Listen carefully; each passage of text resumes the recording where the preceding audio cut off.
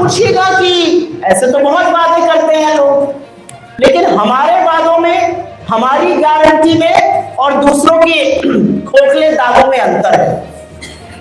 मैं आपको बताती हूं कांग्रेस का ब्यौरा महिला सशक्तिकरण के लिए। दिल्ली में हमारी सरकार थी, हमारी बेहद लोकप्रिय मुख्यमंत्री स्वर्गीय शीला दीक्षित जी। 2008 में उन्होंने लाडली योजना शुरू करी थी, जिसके तहत बच्ची की पैदाइश पर उसे 36,000 रुपए मिल जाते थे, और जब वो कक्षा 1 से 12 की पढ़ाई करती थी तो 25,000 रुपए उसे मिलते थे। जब वो 12वीं में पहुंच जाती थी तो 1 लाख रुपए उसके खाते में आ जाते थे। इससे उस बच्ची की शिक्षा, परिवारों को भी लगता था पढ़ाओ तो पैसा मिलेगा, और इसलिए दिल्ली का शिक्षा का स्तर बाकी जगहों से कहीं ऊंचा हुआ बच्चियों की शिक्षा के मामले में। हमारी कर्नाटका की सरकार बनी, हमने वादा किया था कि हम गृह लक्ष्मी योजना लाएंगे और गृह ज्योति योजना लाएंगे।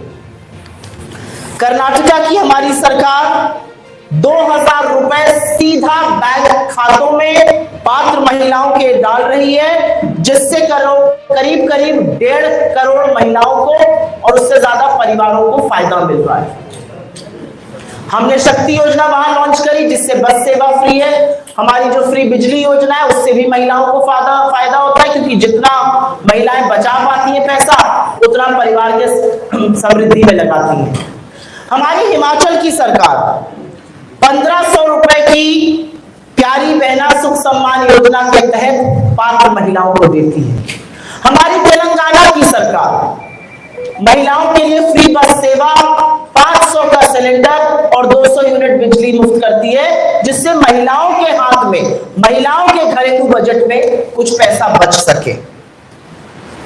झारखंड की हमारी सरकार, हमारे घटक दल की सरकार 2500 की आर्थिक सहायता हमने सरकार बनते ही देना शुरू किया।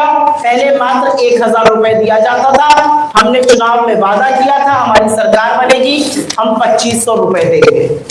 और ये कोई महिलाओं को देकर हम बहुत बड़के मनैया, बहुत बड़े आदमी नहीं बन रहे, ये उनका हक है, ये उन तक पहुंचना चाहिए।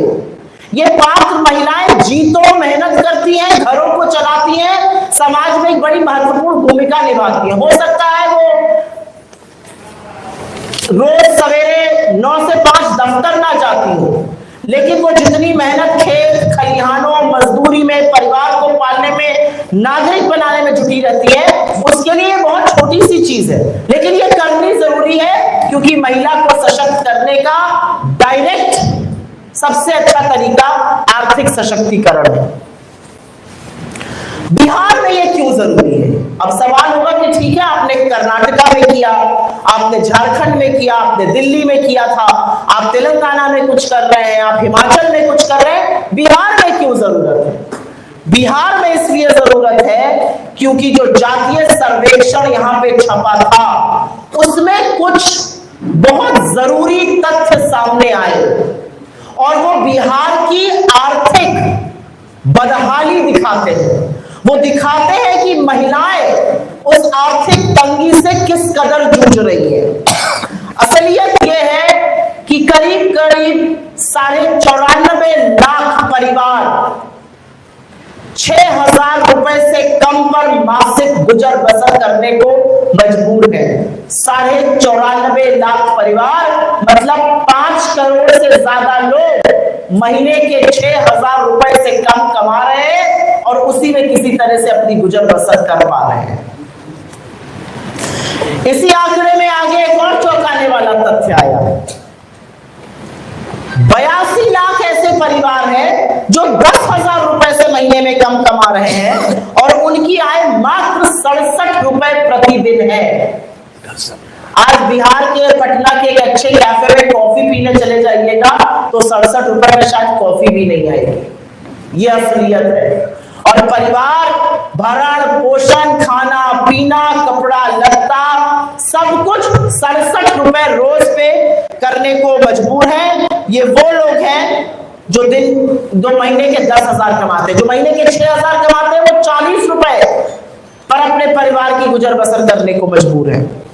और इसीलिए हमें लगा कि महिलाओं की थोड़ी सहायता जरूरी है। इसलिए जरूरी है क्योंकि महिलाओं पर दोहरा मार पड़ रही है। महिलाओं पर दोहरी मार यह है कि घर के पुरुषों के पास, घर के बेटों के पास, जिनको एक वक्त की रोटी कम काट के पाला कि नौकरी लग जाएगी बाबू की, उनकी नौकरी नहीं लगी, वो बेरोजगार है। और महिलाओं पर दोहरी मार इस बात की है कि महंगाई कमर तोड़ रही है और सबसे ज्यादा महंगाई का प्रभाव जो है वो महिलाओं पर